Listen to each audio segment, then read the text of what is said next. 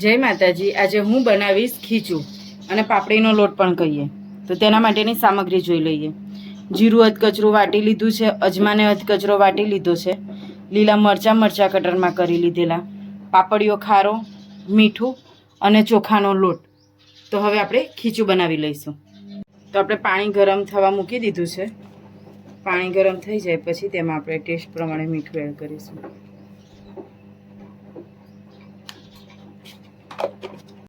મીઠું અને જીરું અને અજમો એડ કરીશું એટલે સરસ પાણી સાથે ઉકળીને કલર આવી જાય। અને લીલા મરચાં।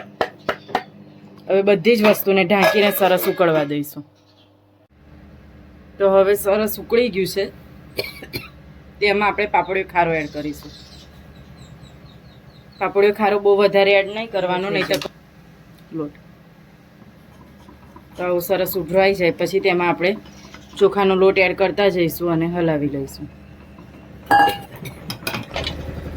તો આવી રીતે બધો જ લોટ સરસ મિક્સ થઈ ગયો છે અને લોખંડની કે ગમે તે તવી રાખી અને તેના ઉપર આવી રીતે મૂકી દેવાની આપણે તપેલી અને 20 મિનિટ માટે સિજાવા દઈશું એટલે સરસ આપણો લોટ બફાઈ જાય। તો હવે આપણે ખીચું ચેક કરી લઈએ। તો આપણું ખીચું સરસ બફાઈ ગયું છે। તો તમને અમારી રેસીપી કેવી લાગી તે જરૂરથી કોમેન્ટમાં કહેજો। અમારી ચેનલને લાઈક કરો, શેર કરો અને સબસ્ક્રાઈબ કરો। અવનવી રેસીપી જોવા માટે અમને કોમેન્ટ કરો અને તમે પણ રેસીપી ટ્રાય કરજો, કેવી બની તે જરૂરથી કોમેન્ટમાં કહેજો। જય માતાજી।